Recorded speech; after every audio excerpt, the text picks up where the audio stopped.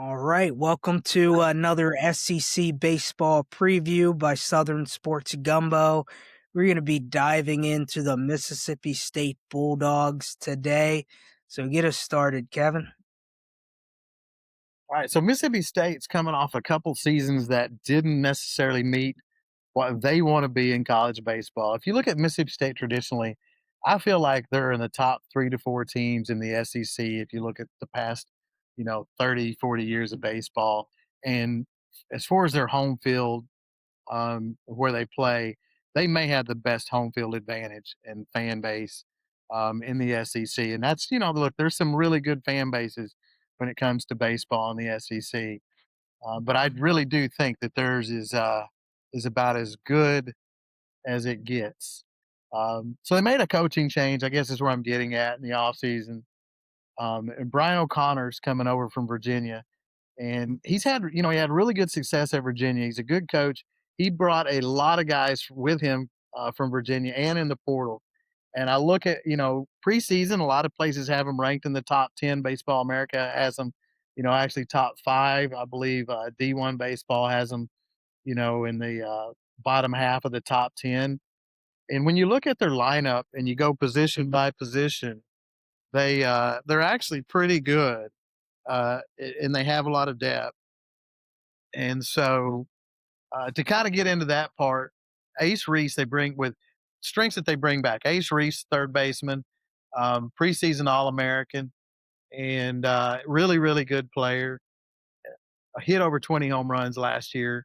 You can pencil him in at third, and preseason All SEC, and most likely to hit over 20 home runs again. So they got him at third. Blake Bevis would be the other corner of the infield. He's coming over from Virginia, and he's first baseman, solid, really good player. Had a good year for Virginia last year. Garrett Free is kind of the person that they pencil in at second base right now. He last year he played in several positions. He's a transfer from 2 years ago. I believe it was Sanford where he came from. Really hits the ball well. Can play outfield. Can play third base. Can play shortstop, second, and I think they're penciling him in as a second baseman. He hit over 300 last year. So again, I like the what he has there. So when you take those three guys in their infield, they're likely to hit over all three of those guys likely to hit over 300 if they continue what they've done in the past. Shortstop is kind of a two-person battle. You have Drew Wires, who's a transfer, and then Ryder Woodson, who is a transfer from North Carolina State. Both of them came over in the portal. Wires has a little more offense and can play third base too. Where Woodson is, he didn't play but in like 10 games last year. He did hit over 300 in the 10 games that he played. He just doesn't, have the power that Wires would have. So they'll battle it out for the shortstop position um, to see, who starts there. Outfield is pretty full. They have Vitus, but Valencias. Let me try to get that pronounced correctly. James Nunnally, who came over from Virginia. Nunnally's more of a contact hitter. Uh, then they have Noah Sullivan, Aiden Teal. Aiden Teal is another transfer that probably their most talented outfielder. And then they have Bryce Chance, who's been there at Mississippi State for 2 years. So you got five outfielders, and Sullivan will probably end up being the DH. But any of those five could play in the outfield, and any of those five could end up as the DH. So when you look at their outfield, their infield, I feel like they have a pretty deep lineup and that they can hit the ball well and a good mix between power when you bring Reese, Bevis, Teal into that power situation, and then guys that have, that can hit for out average. So I like what they have in their everyday lineup. I think it's one of the stronger everyday lineups in the SEC. Pitching wise, again, to me, they have a lot of depth there too. You have uh, Ryan McPherson, who could end up being the one. Thomas Valencias, who could also be the one. Tyler Pitzer, who came over from South Carolina, could mix into that. Could also come out of the bullpen. Duke Stone, Jackson Logan, Pitzer, Stone, Logan could all be guys that both start and come out of the bullpen. And then another guy that they've got that I think is really interesting is Jack Bauer, he's a freshman that last year hit 100 miles an hour on the gun, and even in high school. So he's a left-hander, and again, most likely could come out of the bullpen for them this year. Might end up being a starter, but with the depth that they've got starting elsewhere, um, you know, probably will end up a bullpen guy, but could really be an interesting shutdown guy. Considering the fact that he can hit 100 miles an hour, and he can basically, if he comes in relief, he can just air it out and throw. So that's kind of my outlook, with him. I think Mississippi State is a team that I see them being able to, finish in the top, definitely in the top 6 in the SEC, maybe in the top 2 or 3, is where I would put them. I think they've got a strong team this year. O'Connor's a good coach, been in the College World Series several times, so he's gonna bring stability in that, and again, their home field. I really like this team. I think they're gonna perform well. I think they're gonna be, and again, that top group. You finish in the top 4 in the SEC, you get a bye in the SEC tournament, and you really put you in a better place to advance in that SEC tournament. And again, if you finish in the top 4, you're going to be a number 1 seed when it comes to the tournament. At least in that top 16, you may not be a top 8 seed, but you're going to be a one in the top 16 anyway. So, what's your thoughts on it, DMAC, on Mississippi State? Yeah, I I have a freshman who I think is a dark horse to get some playing time in the outfield, and that's Jacob Parker. He's a pretty physical guy at 6'3", 220, and has the offense ready to go for SEC baseball. His twin brother JoJo was drafted as the 8th pick in the draft. Another freshman that I like a lot is Parker Rhodes, who's another pitcher. He's in the low to mid 90s. Doesn't quite have what Jack Bauer has at the 100 plus mile per hour range. Yeah, I have a few more questions about their offensive staff. Blake Beavis, the transfer from Ball State, hit 301 there with 18 home runs, struck out about 26% of the time. So I want to see how that translates to the SEC. I think the power's there. I just want to see how that really translates. Because this is a team that's going to have one, two, three, four, five, essentially six new position starters on the everyday roster. I do like their pitching staff. McPherson struck out 56 in 39 innings last year. So he's a strikeout guy who's going to be moving from a bullpen role to their Friday night role. Valanis from Virginia, he's followed his coach to Mississippi State and, started 12 games last year. So I like a lot of pieces of this team, but I kind of have the similar questions. How quick can they gel and play together?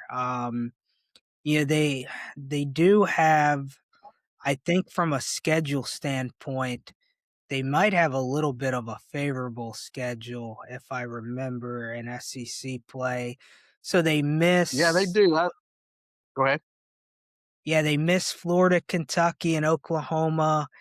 On the road, they do go to Arkansas, Texas, and Texas A&M, and then also South Carolina and Ole Miss on the road. But they get to host Vandy, Tennessee, Georgia, LSU, and Auburn. So that home matchup is pretty favorable for them with how much of an impact that stadium and fans play into it. They've got a pretty favorable home slate as far as getting quality teams at home instead of on the road.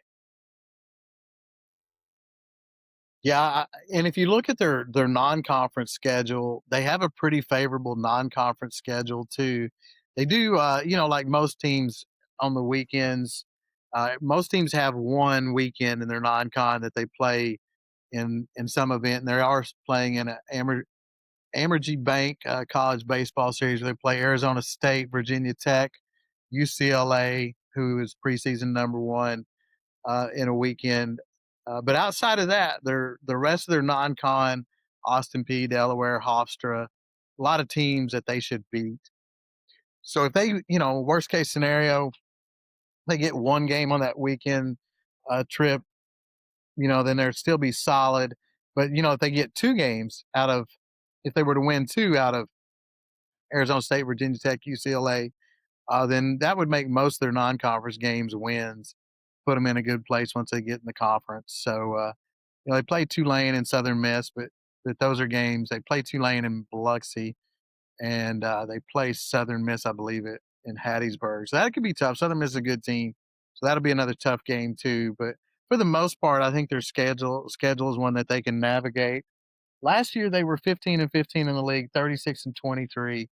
I just would expect their league record to be more around 18-12 and maybe get to 40 wins um, as a whole uh, this year going into the NCAA tournament.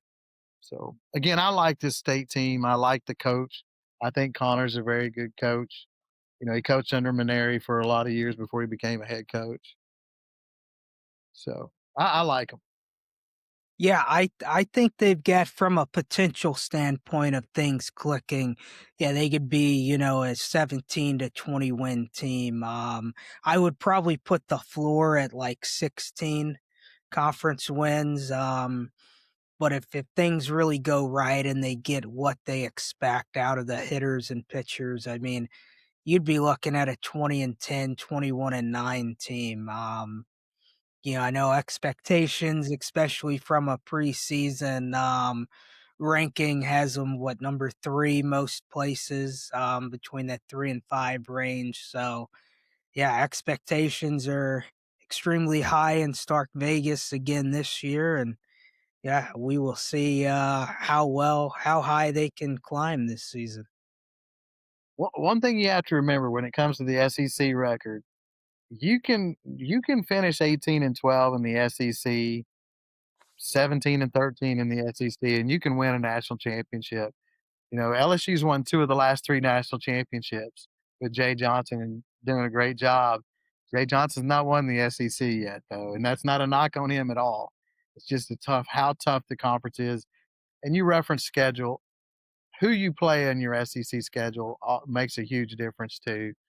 If you get one of those bottom two teams that you play and you don't play all your top teams, it's a huge difference. So the SEC schedule to me gets you ready for the NCAA tournament and gets you battle tested for those type of things. Uh, Again, to me, it's not a telltale. Many years, whoever wins the SEC is not the team that goes the furthest as far as once the NCAA tournament gets started. Yeah, you just really want to navigate through. Really, the best place to be is somewhere between 2 and 6 going into the Yes, SEC baseball tournament. You know, I would make a guess now that there will probably be 6 to 8 SEC teams that host a regional this year. Um, not all, obviously not all national seeds, but you'll probably have 4 national seeds and then 2 to 4 in that 9 to 16 range. So you'll really just finish top 6 in the SEC, guarantee yourself a regional, and get ready for postseason baseball. absolutely. I mean, they had top five in the top eight last year. So yeah, I think six. If you finish in the top six, you're going to be one of the 16 number one seeds once it gets to the NCAA tournament. Easy. Yeah, I agree. Well, that's a wrap on Mississippi State baseball, and we will have more previews coming this week. Remember to like, subscribe, and follow. We'll see you soon.